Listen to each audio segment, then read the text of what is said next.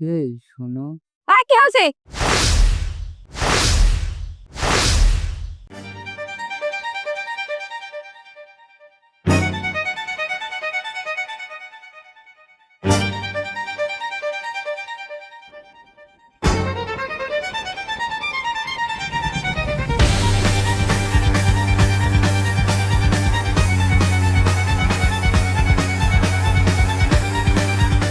বিয়া সাহেব, আমি আপনার বাড়িতে যে ফ্রিজটা দেখলাম, ফ্রিজটা তো অনেক পুরাতন হয়ে গেছে। আমার মেয়ের আবার আমার বাড়িতে ডবল ডোর ফ্রিজ দেখে অভ্যস্ত, বুঝছেন? এই 2026 সালে এসে এইসব ফ্রিজ কি চলে নাকি?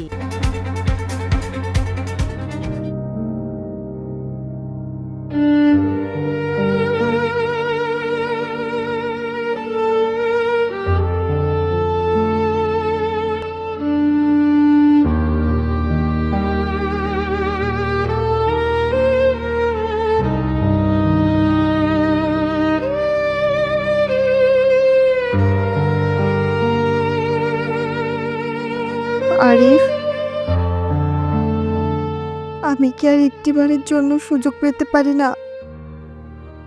সুযোগ তো মানুষ ভুল করে চায়নি। তুমি তো ভুল করনি, তুমি সিদ্ধান্ত নিয়েছিলে। ভুলের ক্ষমা হয়, কিন্তু জেদের মাফ হয় না নিহা।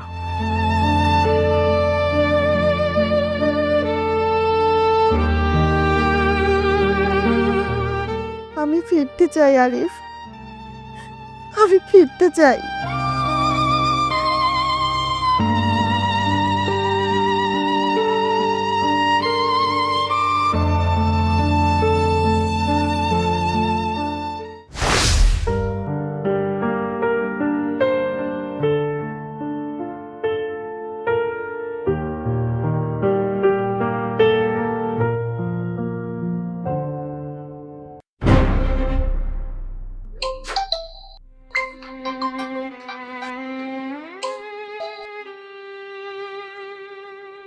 শোন নেহা, জামাই তোরে গত ঈদে যে শাড়িটা দিছে, ওই শাড়িটা পরে দাওয়াতে যাবি না।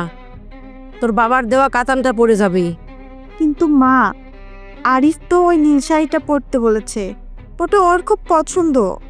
উফ, ডাক্তার আরিফ, তুই কি ওর কেনা গোলাম নাকি? জোর কথা মতো চলতে হবে। শোন, ওর মন জোগায় চলতে গেলে ও তোকে মাথায় না পায়ের নিচে করে রাখবে, বুঝতে পারলি? নিজের দাম বাড়া, বলবি আমার বাবার বাড়ির দেওয়া শাড়িটার কাছে তোমারটা কিছুই না। শোন, ছেলেদের মাথার উপরে সবসময় ছুরি ঘুরাতে হয়, নইলে ওরা পেয়ে বসে। আচ্ছা মা, ঠিক আছে।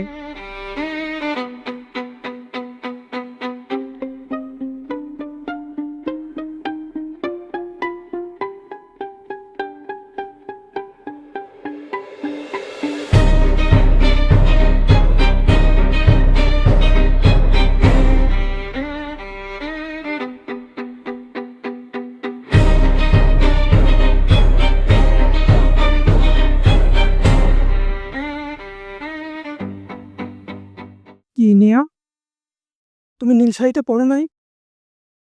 আমি ভাবলাম আমার পছন্দের সেই নীল শাড়িটা তুমি পরবা। আমার বাবার দেওয়া এত দামি একটা কাতান শাড়ি থাকতে আমি তোমার এই সস্তা শাড়ি পরবো কেন? আমার তো একটা স্ট্যাটাস আছে, তাই না?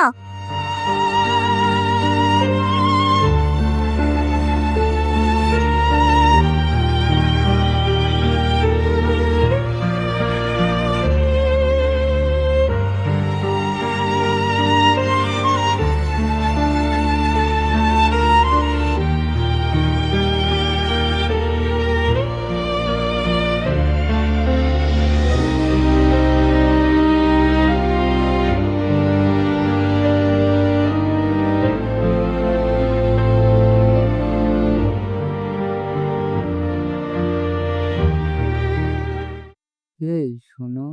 কি হয়েছে?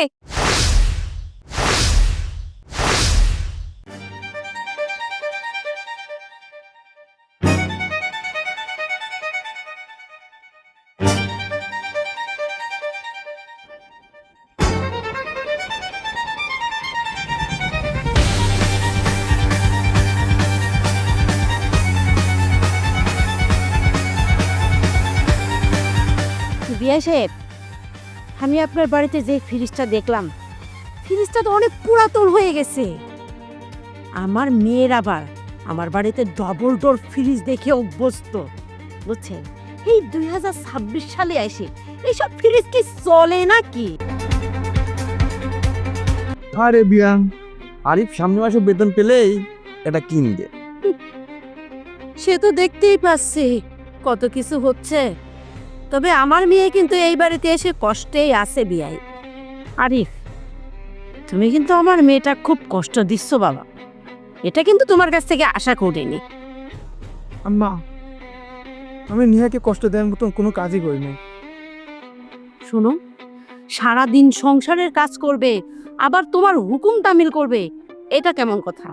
শোনেন বিয়াই, আমার মেয়েকে কিন্তু আমি কাজের বুয়া হিসাবে আপনার বাড়িতে পাঠাই নাই। আজকে আমি আমার মেয়েকে নিয়ে যাব এই বাড়ি থেকে। ঝামেলা, সামান্য বিষয় নিয়ে ঝামেলা করছো কেন? ওরা তো ভালোই আছে। তুমি চুপ করো, তুমি তো সারা জীবন মেরুদণ্ড দিন। আমার মেয়ের এত কষ্ট না আমি মানতে পারবো না। মা, আপনি এখানে নাটক করতে এসেছেন, আমার ভাইকে অপমান করতেছেন। না না, এই পরিবারের কেউ ভালো না। মিয়া, তুই রেডি হ, আমি তোকে এখনই এই বাড়ি থেকে নিয়ে যাব। জি মা, আরিফ আমার ঠিক মতো কেয়ার করে না, আমিও একটু হাঁপ ছেড়ে বাঁচতে চাই। নিহা, তুমি সত্যি চলে যাবে সামান্য এই একটা কথার জন্য? সামান্য কথা? এটা সামান্য কথা না আরিফ, এটা আমার আত্মসম্মান। তোমার ভাই আমার মায়ের সঙ্গে এইভাবে কথা বললো কেন? আর তোমার মা আমার সাথে খুব ভালো আচরণ করলো না? চলো মা। চলো, ওঠো।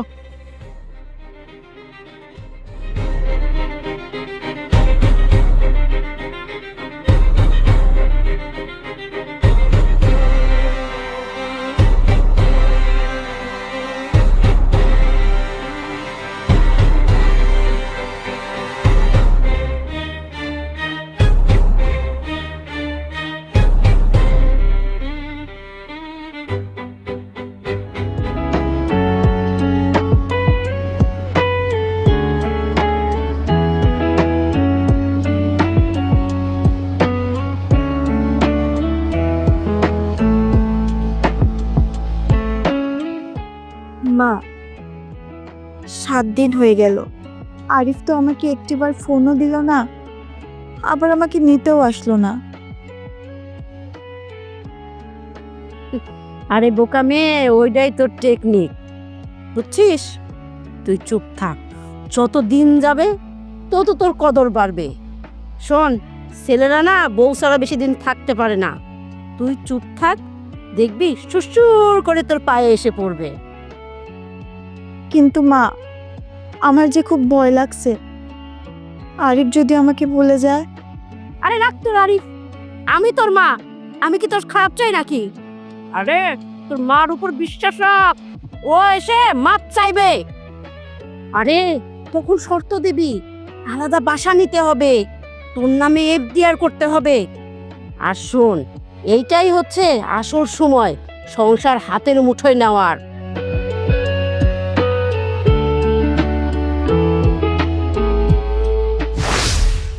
মা, আমি তোমাদের সব কথা শুনেছি। তোমার বুদ্ধিতেই আপুর সংসারটা ভাঙবে। দুলাভাই লোকটা খুব ভালো ছিল, তুমি সারাক্ষণ আপুর কানের কাছে মন্ত্র পড়ে আপুর সংসারে অশান্তি করিয়েছো। তোমার মেয়েকে ডিভোর্স দিলে তখন ঠেলা বুঝবা।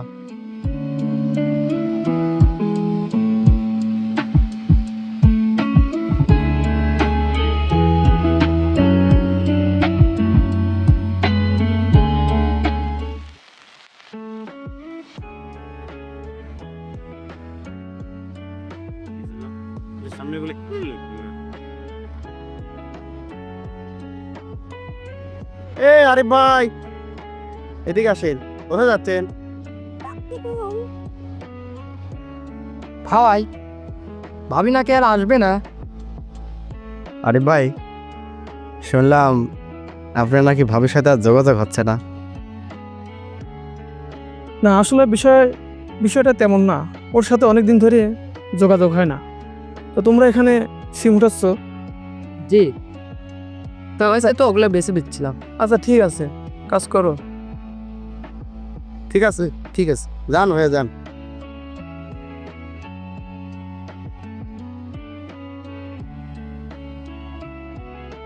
ভাইয়ের মনে হয় অন্য সমস্যা আছে।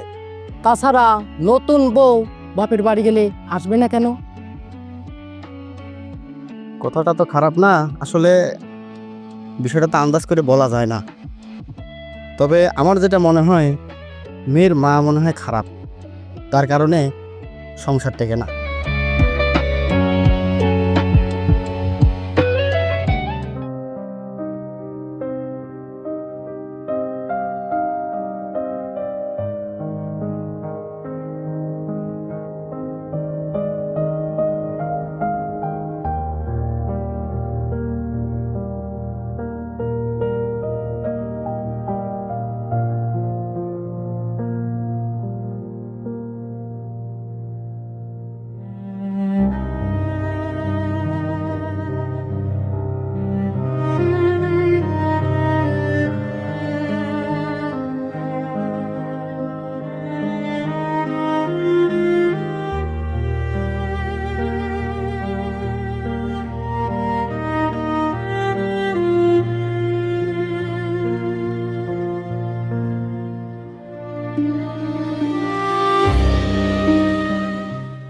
মারে,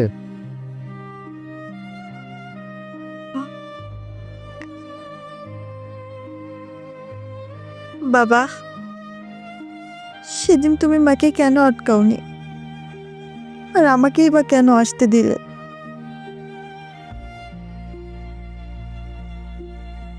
তোর মায়ের মুখের ওপর কথা বলার সাহস আমার কোনোদিনও ছিল না। তুই কেন বুঝলি না? সংসার তো তোর ছিল, তোর মায়ের না। মা বাপ আপন, কিন্তু স্বামীর সংসারে স্বামী সব। অন্যের চশমা দিয়ে নিজের সংসার দেখতে নেই রে মা। বাবা, আমি এখন কি করব? আরিফ তো আমার ফোন ধরে না। একবার গিয়ে দেখ, বোমা চাইলে যদি মন গলে। আমার মনে হয় অনেক দেরি হয়ে গেছে।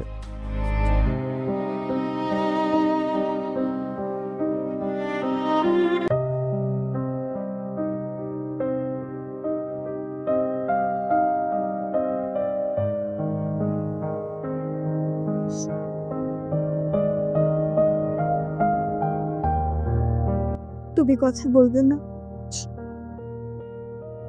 বলো, আমার তারা আছে।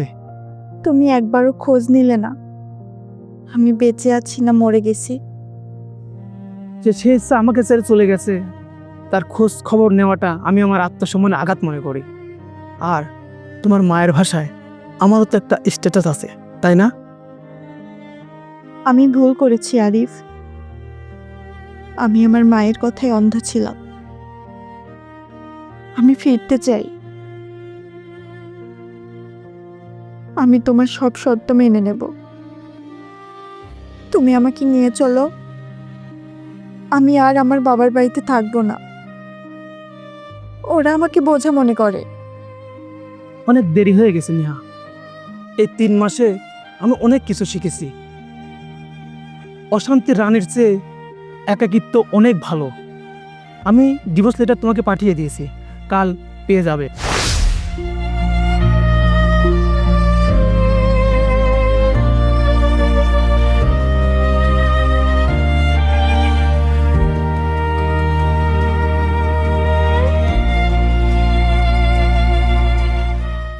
আরিফ না, তুমি এমন করো না। আমি মরে যাব। তুমি আমাকে ভালোবাসো না? তুমি মরবে না নেহা, তুমি শুধু শিখবে। এই শিক্ষা পেতে তোমার বড্ড দেরি হয়ে গেছে। আমার বাবা বলতেন, যে মেয়ে বিয়ের পরেও মায়ের রিমোট কন্ট্রোল অনুযায়ী চলে, সে মেয়ে ঘরের কোনোদিন ঘরণী হতে পারে না। আমি আমার মায়ের কথায় তোমাকে অনেক কষ্ট দিয়েছি। তুমি আমাকে আর একবার সুযোগ দাও আরিফ। বড্ড দেরি হয়ে গেছে নিয়া, তুমি ভালো থেকো, আসি।